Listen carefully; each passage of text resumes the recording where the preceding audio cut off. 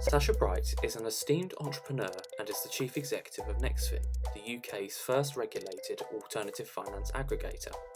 With coronavirus having changed the nature of business, as well as significantly impacting the way that businesses raise capital, I sat down with Sacha to discuss his top tips and strategies for setting up and funding a business post-COVID. I think you have to start with yourself first. It's very important to remember that a business is something that's going to be with you 24 hours a day. It's not like a normal job. You know, when you read all the books from all the famous guys, even people like Steve Jobs, it's like it will take over your life. So, you know, talking from experience here to a lot of young people that want to start out, or people that have just been made redundant recently with this pandemic that think they're starting on their own, start with yourself first. Find out what you love to do. If you are doing something that you really love and you enjoy, it will undoubtedly become successful. Don't just do something for the money. Don't just sit there and go, there's lots of money in this. Look at something and write down your personal mission statement of all the things you love to do, and come up with your own personal vision of where you want to be in the future, how much time you want on your hands, what you want to be doing every day. Once you've done that, then you need to basically come up with the idea. Now, you've got this idea for the business, whatever idea it may be, but you need to make sure that it's a feasible idea. We get so many entrepreneurs, you know, I've been talking around the country at events, and they come running up to you and say, I've got a great idea, I need some investors for it, and they've never really thought it out. The first thing you do with your idea, make sure obviously it's aligned with what you love to do, or whatever you're going to be doing in that idea of your business, that you are doing the bit that you love, right? But firstly, do a quick feasibility study. Literally ask a few people around you, say, you know, what do you think of this? What do you think of that? And then go online and do some research. The biggest thing you want to find out, first of all, with your idea is how big the marketplace is and how many competitors are in it. You might have something that's really, really unique, but there might be only 1,000 people in the UK that will want to buy it, and your penetration into that marketplace might only be 100. Now, if your average order value is like £10, you for 100 sales, you really haven't got an idea. Okay, you really haven't got. So you need to check the feasibility of it. So first of all, you do your vision and mission for yourself to make sure that you understand who you are and what you love to do. Align that with your idea. Check that the idea is feasible quickly. All right, check around, and then thirdly, all right, create a vision and mission for what you want that business to be. So you've got your personal vision and mission, and then you've got your business vision and mission. Yeah. So if you like, my personal, I found my personal mission statement in life was, I love inspiring people to go on adventures, right? I really do. I really enjoy helping people. I enjoy being creative. I enjoy the ideas side of it. So I've got this creative spirit, leadership spirit, inspiring like massive adventures. And then now I've got this other business, right, which is Nextfin. And Nextfin's personal vision is, business vision is, we want to be the alternative finance marketplace. That's it. Alternative finance marketplace, the next financial market. One big strap line, we're sat bang in the middle. The mission statement is help business owners get the funding they deserve, right? To actually fulfill their adventures, like my personal mission, yeah? Help investors make more of their money once again. So investors can go on their personal amazing, make loads of money and go around the world and do whatever they want, or get involved in business and create the new best thing. So my personal mission statement and my business vision and mission are aligned, and that's where you start before you start anything. And then, fourthly, we've missed something. You've got the vision and mission, you've got the, you know, genius, and that's really where the substance is. You know, that's the power behind it all. Now you need to decide on a name for your business. Okay, now people forget this. You've got to, this is why right now lots of unusual names are coming to the marketplace, like Monzo and things like this. So if you're branding in your name, you need to come up with something that's unusual, because you've got to consider you need the limited company name now, not so much because you can be trading as. You've got to have your Facebook name, you've got to have your Twitter name, you've got to have your LinkedIn name, you've got to have your domain name, and then you've got to have a trademark. So that's why you're seeing lots of companies come up like Monzo Bank or things like that. They've just made up words that, and then you put something around it. So you start with personal vision mission, feasibility study quickly on the idea of what you're doing, then a business vision mission so you know where you're going to go with it, then you come up with a brand name, and that's where, and get an accountant as well, and that's where you start with the taxation. He'll sort all the tax stuff out for you and things like that. And that's what you do before you start.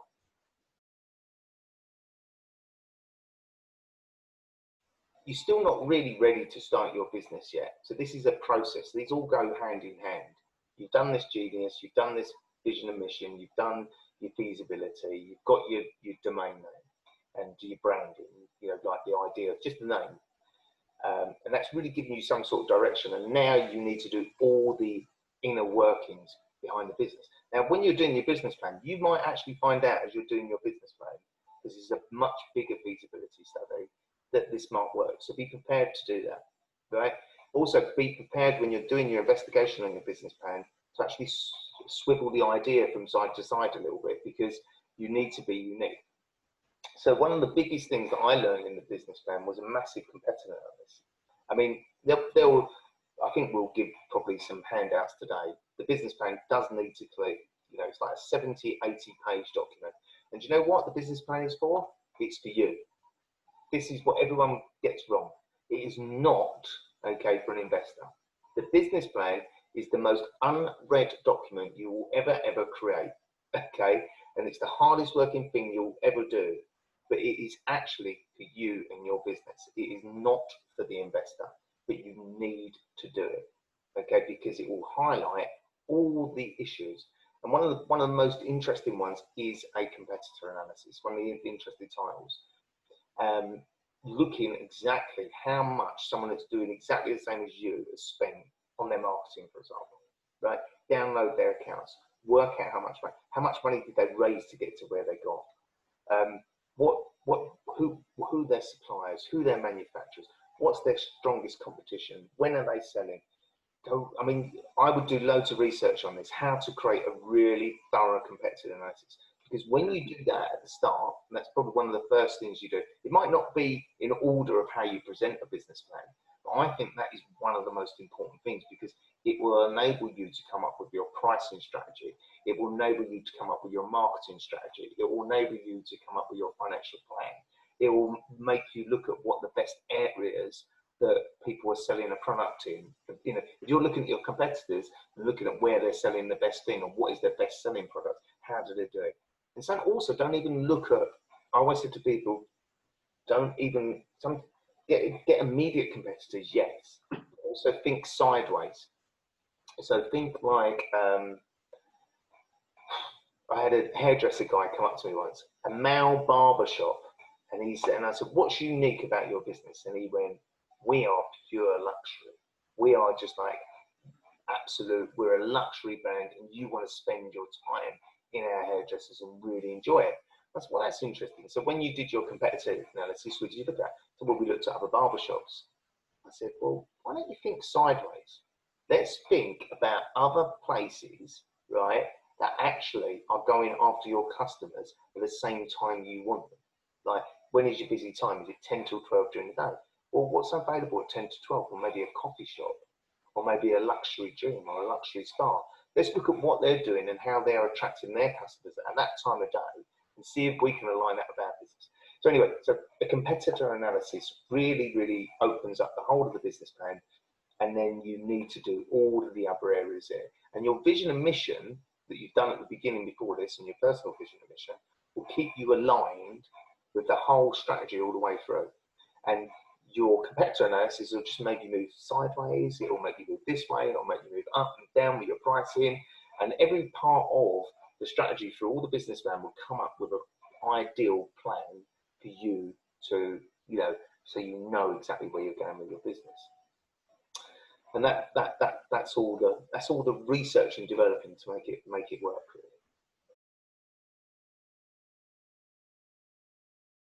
Okay, so obviously this is how the business makes money, really. So you've done all this research in your business plan. You've got this massive document. That's why you need to do that work first, so you know what you've got to charge.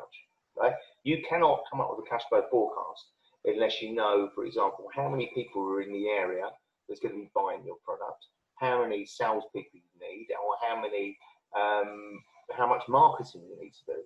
And that is in the business plan. All that stuff that you've done is all in the business plan. You're sitting there going, right, I need to do this amount of marketing to get this. I need to charge this. I need my costs per item is this. My cost per acquisition of a customer is this. It's going to cost me this much for the rent. Those are all every time you do a section with the business plan, it will come up with a cost attached to it. So you then take those costs and then you throw them obviously into your cash flow and then think about more costs. Now, I've got a really good chairman. He's quite a hard guy. He's always pushing me, and he's a very experienced investor. And one of the things he said to me really stuck with me. He said, whenever I'm looking at a business to invest in, he said, I will always look at the cost. And he said, well, why do you do that? He said, well, the one thing you can guarantee what will happen is that they will spend the money. You can't not have a shop. He said, you cannot not have the product and you cannot not have the staff. He said, so I will look at the one thing in the crystal ball that is a guarantee. So the crystal ball is obviously what's happening in the future. Well, over the next 12 months, he's going to spend that much. I don't know how many sales he's got because we haven't got that product proven yet. If it is, there needs to be research behind it. So when you're doing your cash flow forecast, it's important to start with the costs. Then you might actually then look at the actual retail price of the product again, because you'll sit there and go, oh my God, I didn't actually allow for all of that. So the charge of this product needs to be more. Now, once again, is it a feasible idea? Is it a feasible idea? So all of that needs to work, and then you've got to relate it back to the sales. So it takes a really good time, and you just work on the first 12 months always, because if you carry on going 3 years out, you'll keep doing the work forever. But do the first 12 months, keep playing with it. Once you've got it right, then roll it out over the 3 years. Over perhaps even 5 years. An investor wants to see a 3-year plan. Always wants to see a 3-year plan. So you're not ticking boxes when you're doing that. It might not be correct, but sometimes they want to actually see what it could be like if you're hitting those. What could it possibly be? So that's how you get to a cash flow forecast.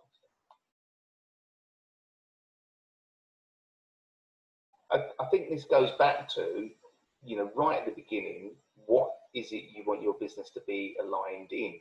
So when you've run your personal vision and mission, do you want this massive business that's huge with lots of staff? Do you just want to be a one-man band? Do you want to be a partnership? Do you want that hassle? Could you just want a nice, easy lifestyle business? So those elements will decide on how big the business is going to be and what funding you need and your cash flow forecast as well. So depending on what you've decided, let's say if you're a one-man band, sometimes you can just set up a business with your savings in your bank account. Yeah, you might have 1 month. If you're in sales anyway and you're selling 10 grand a month, why can't you sell 10 grand a month for yourself? You go out there and do it. You can just start a business like that. And a lot of small businesses start that way. If you want to create something that's massive and that's bigger, and you're building like a huge intellectual property or a massive following like Nextfin, Nextfin's taking millions of pounds worth of investment, but we need hundreds of thousands of visitors to the website. We need good quality content. We need a ratings organisation. We need regulation, insurance policies, professional people. It's a huge amount of expense before we get our money back. So all those things decide on what level of money you need and your cash flow forecast. But your options are endless. You can start off with your own personal money, or you can sometimes use even suppliers' money. Like if you sell a pub, and I know some publicans, they can go to the brewery and the brewery refurbs their premises for them, and then they get a loan that way. Or you can be, my first business, I got my clients to pay me up front, and I got all my suppliers to pay me, all the people I bought stuff on 90 days. I created this 90-day credit gap. That was just like thinking smart. And I actually even got Tesco's to pay me up front. Can you believe? Wow. I got really friendly with one of the warehouse people at Tesco's. One of the, it was the person that ran one of the operation centres at Tesco. She really wanted me to look after the contract. And I said, look, I can't afford to take it on. She said, well, you're so good. I really want you to look after the contract. And I said, well, the only way I can do it is I can invoice you up front. She went, well, look, we have a 30-day policy. Why don't you start in 30 days and invoice me for today? And so I invoiced her to that day. On the day I started, I got £10,000 to start that contract. So, but you can also go out. That's using your customers, your suppliers, your own savvy. But there are businesses that actually will do factoring and stuff like that. So you can start on day one, agree an invoice, and there were loan companies that will pay you up front and charge you 2% for doing that. So we call it that invoice financing or supply chain sales. So there are no companies like that. Or you might want to go and get a loan. The problem is with loans, most banks will want security behind them. Most P2P sites will not lend unless you are trading. So loans are a very risk-averse product, but you can get them. If you've got an asset behind you, they'll ask you to secure it, right? So, if you've got a house, they want a security against it, but you still have to have a viable, really good quality business. The bank take a lot of the high-level banks the top four, have responsible lending procedures. They won't just go, right, we're lending you £100,000 if you've got £500,000 in your house, right? Because they know that they can sell it. They have to know that your business can work and will work and has the experience behind it. But it's very rare that you actually get that type of lending, I have to say. I'm rambling on. Equity crowdfunding is the one we're talking about. Equity crowdfunding is not an easy ride either. Okay, you need a lead investor. You need to get the ball rolling. You need to get 50% of those investors yourself and have a marketing plan behind it. So that's hard, but it's a really good learning zone to actually go on to large equity, venture capital, and all the big businesses that you're all sort of sitting there and thinking are amazing, like Google, Facebook, Instagram. They all had massive amounts of equity invested in it. So equity crowdfunding is if you like, is the nursery for learning how to work with equity, and it's a great. There are very, very few organisations and small business owners that realise how to use the equity in their business. Equity is one of the best ways to finance your business, and you'll get so much more money.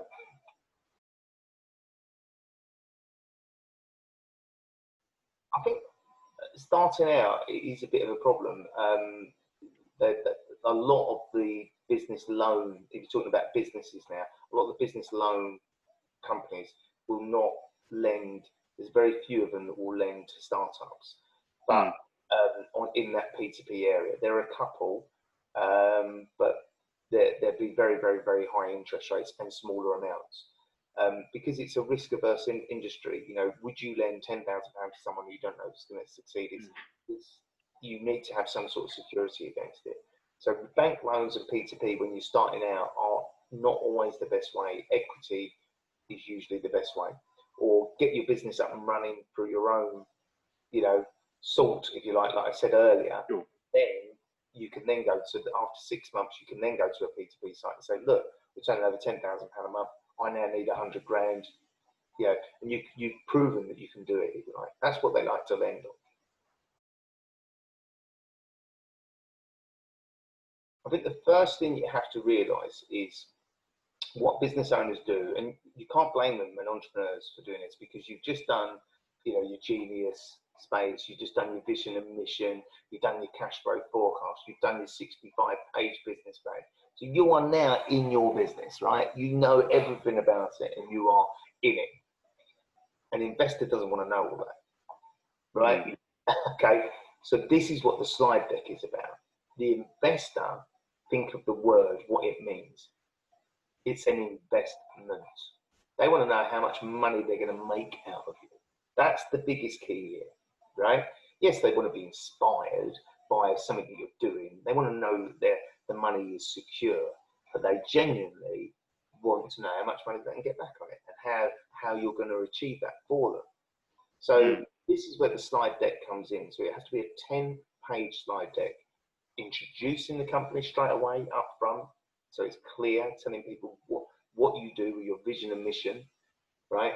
Then going straight into what the problem is that's out there, then what the solution is, okay? Then basically what makes you unique and how you're going to charge for it and why is everyone going to buy it, right? You know, why is it just going to be so amazing that people just going to take it off the shelves or just use your product, okay? And then what's in it for the investor?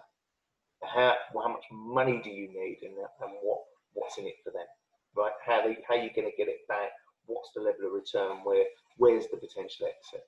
And you've got to slide that into 10 pages, yeah? And that's really, really important to do.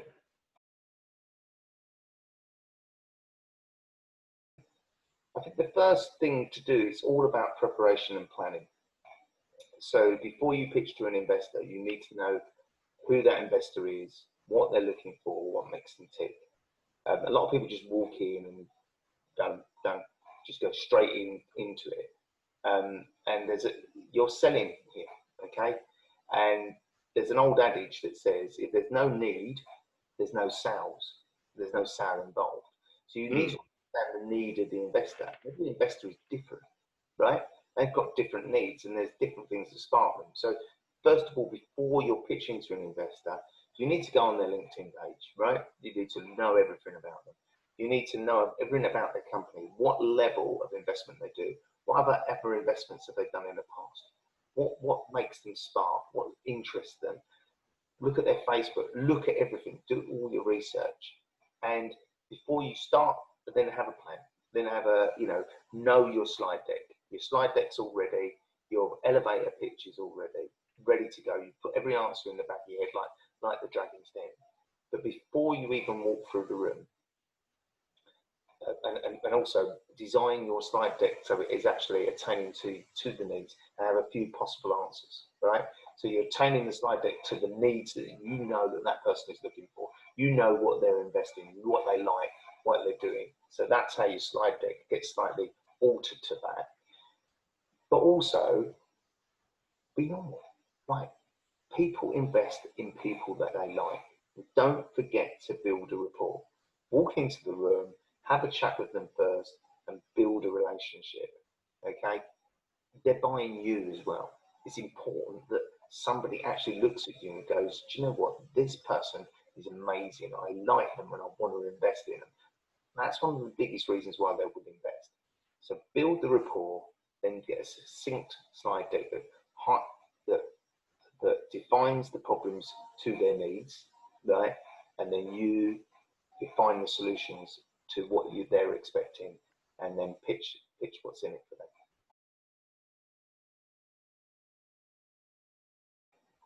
I think it could. I really do. I think the original principle of equity crowdfunding was more or less born from the reward crowdfunding market, or the just giving crowdfunding market, the donation side.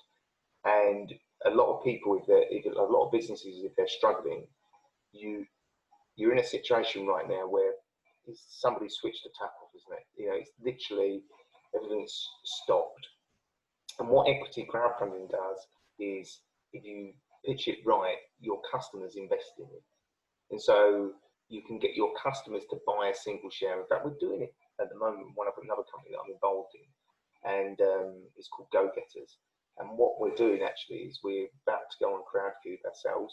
There's a rating from our organisation, and we've got 35,000 users. So we're valuing the company something like £7 million, I think it is. We've got a £4 or £5 million turnover, expanding. But we send out something like, I think we do 50,000 leaflets a month. So what we're now, and we do so many text messages, so many emails. So what we've done is we created a crowdfunding campaign, and we said, look, to our users, come and support us. When you're buying you know, your burger or whatever, you can now know that you're buying it, and you have one share for £100 in go-getters, and you can be part of that expansion process, and therefore then you're building loyalty. So you could get pubs, bars, customers, you know, look to your customers to invest money in your business and take a 10% stake, and then it gets bigger and bigger. Well, at the moment, there's only a few sites that are running what we call a secondary market. So, you know, an open market, if you like, well, it's supposed to be an open market where you can advertise your share for sale and somebody else buys it, like in the city. So on the London Stock Exchange or the big exchanges around the world, if you buy shares in a PLC company through your broker, you can market those shares again, and they sell almost immediately because it's a liquid market, you know, and so things are moving up and down really, really quickly. And that's what we don't have in equity crowdfunding. We don't have a liquid market. We don't have that trade. So, you know, effectively, you're buying shares in a private business, and unless the owner or founder of that business has signed up to some sort of process that allows you to entry into a secondary market and advertise those shares for sale, it won't be done. So the founder needs to be on board. They need to be working with you. But even if that is the case, there's not a very liquid market at the moment. It could be that normally the first port of call is that you actually phone up get in touch with the company itself and say, would you like to buy my shares back? The owner would like to buy them back? Or do you have a secondary market? That's where you start, because your shareholders agreement often turns around and says that you have to offer your share to the other shareholders first before selling it to someone else. So it just depends on the shareholders agreement. But what we are trying to do as a marketplace, and Nextfin are very, very passionate about this. We're providing a ratings mechanism in all these companies to install trust in investors, and trying to monitor these companies. It's a very difficult task, but if we can keep doing that, then eventually one day we might have a liquid market where you can buy a share in one private company, somebody else buys it at a higher valuation or a lower valuation. Seeders, by the way, have run their own internal secondary market, which I've heard is doing quite well, but they haven't let it out to the rest of the world. And we team up with a company called JP Jenkins. They've got a secondary market for private companies, and they just act as a match market specialist. So it's happening, but traditionally, let's make it clear, when you invest in equity crowdfunding at the moment, 99% of the time, it's not a liquid thing. You're only going to get your money back when that company is actually sold. And what you're hoping is that it builds up and builds up. You know, if it's one pub, it turns into 10. If it's a manufacturing plant doing 10, you know, it gets bigger and bigger and bigger. And some bigger company comes along and buys it, and then you get your money back. Well, there's lots of benefits. I mean, we just discussed a couple of them, that you get buy-in from your customers. But secondly, unlike with a loan, the loan has to be repaid. Yeah, I mean, obviously an equity investor is looking for a return on their money, but it's part of their share, and it comes back to them when the business is sold. In much the same way, if you got together with a business partner and bought a share in a house, you're only going to get your money back when you sell that house. Yeah, that's what equity is. So, but the major benefits from an entrepreneur's point of view is, yes, they're getting large amounts of capital. So you might get 25 grand in a loan, but you might get 250,000 if you're asking the right people, you've got a good enough idea and it's feasible. You might get 250,000 for, say, 25% of your business if it's valued at £1 million, and that money's not repayable. It's an equity investment, and you can spend it. So the business is not laden with debt. The business actually has £250,000 in the bank. It can buy the best quality people. It can go out and do the biggest marketing plan and expand a lot faster. So, and just so that you're aware, a lot of entrepreneurs think, oh, why do I want to give some of my company away? You name me, the top 10 richest people in the world, okay, and they've all given something of their company away. They've all equity to get where they get. So if you think you're successful, oh yeah, I'm building my, I don't want to give anything away. You're not as successful as those guys. The clever guys actually, sell equity in their business, expand their business faster, and they end up owning 10% of something that's worth 100 million, rather than 100% of worth something that's worth 100 grand. At Nextfin, we understand the overwhelming impacts that coronavirus is having on businesses across the country. That's why we have been working tirelessly to produce up-to-date and high-quality content that enables both entrepreneurs and investors to cut through the noise and continue to make well-informed decisions. We have updated our guide sections and now have dedicated pages to help businesses find the best possible route to securing the capital they deserve. For more information, visit www.nextfin.co.uk or take a look at our Twitter page at NextFinUK.